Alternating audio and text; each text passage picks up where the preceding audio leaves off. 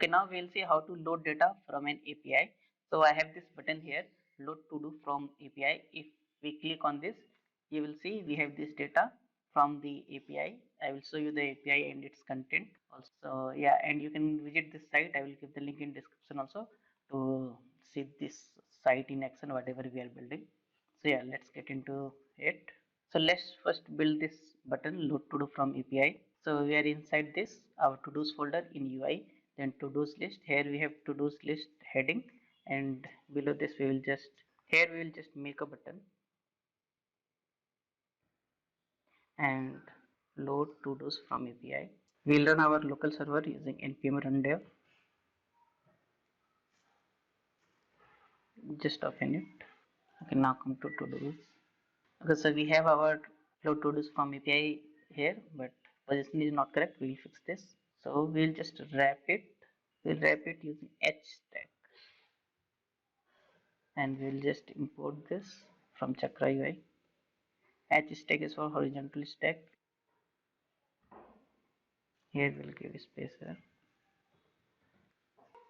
So you will see here hstack and space both are here now. Okay, just save it and come back here. You will see we have our site here, and this looks quite good. If we just check it, let's see if this is responsive.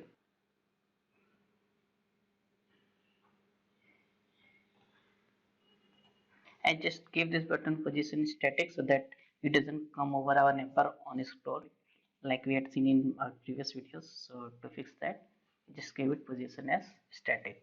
Okay, now so on clicking this button, we need to call our API. So in this on click handler here, to do this store dot, we'll make one method, load get to do's from API. Of course, we'll get this error because I haven't made this method yet. So let's go and make it now in our to-do store. Okay, now to get data from API, we will be using package. So we will be using this Axios package. You can just Google Axios, you will easily find it. The name is AXIOS Axios. So we will use it to install Axios. So Axios has inbuilt security as compared to the fetch method that is inbuilt with the JavaScript browsers. So instead of fetch, we are going to use Axios package. Now since we are going to use API, so we will be using async await, async and then await Axios dot get. Since this is a get request, means we are just trying to get some data, import Axios from Axios. So you will see here we have our import statement, and here Axios dot get, and then we need to provide the URL from where we are supposed to get our data. So what I will do is I will just make a const, and here we'll paste our URL. This API URL, we'll paste this. Okay, and if you just come here to this URL, you will see we have an array of objects, and here we have these three data that is loaded when we click on the load API button. So it has ID, text and done. So and okay, so here we are storing whatever data we are getting in this to-dos list from API variable, and then this dot to-dos list, that is our to-do list, which is here in our to-do store. Okay, the important thing is that in this to-dos list we are giving it type i22 model, which is here, and it is an interface which is having id, text and done, which is what is present in our API. This is id, text and done, and that is why our interface contains id, text and done to match the data from our API. And now this dot to do's list equal to to do's list from API dot, and now if you see we have these properties and data status, header and config. So we will be using data to get whatever data is present there. Yeah, since we are using async await, so it's always better to use try catch. So we'll use try catch, and inside try I will just cut this and paste it here. And in catch, we will just console.error. For any error is there, we will catch it here. We have made our method. Now let's see if this works or not. So just come here, our localhost, and we just click on this, and boom, we get to see our whatever data was present in our API. So this is our API. So you see here, get dinner, fixing, cook dinner, and eat dinner. All these three things are here, and here also we get to see all these things.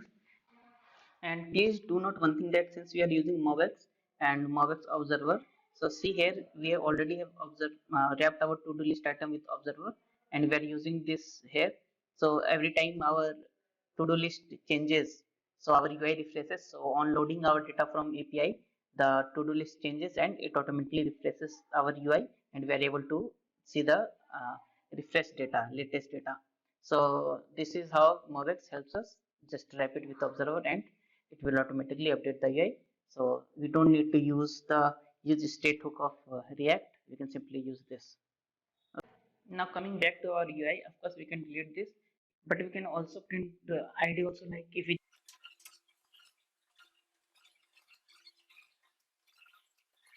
save it, and if we come back here, yeah, you see here ID1, get dinner fixing 2 3. On ID I need to do, oops, ID is 1 again. Now if we just click on ID, let's say we deleted ID2. Now if we delete this ID1, so this one did not get deleted, but the other one got deleted. And if you try to delete this ID with 1, it will not get deleted.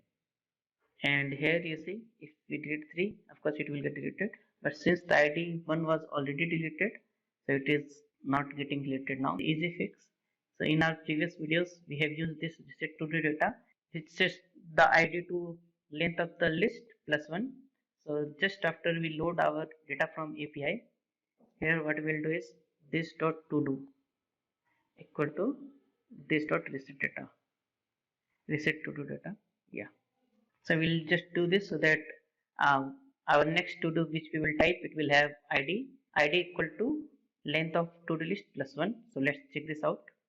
Now let's just load our data, and if you try to add anything, now we'll see we have our correct ID, and we can delete all of these. So anywhere you can click and any to do we can delete. Okay, yeah, that's fine. Okay, cool. So see, this is working fine. Here we needed to do this because we are generating ID internally here using this method, but in production when we use MongoDB ID, we can generate directly from MongoDB document, so that ID will be unique by itself. So this is won't come there. In the next video we will understand very important topic of Next.js, that is get static props and get server side props. That will help us load data when we reload the page or when we build our page for the first time. So we will see that in the next video. Stay tuned.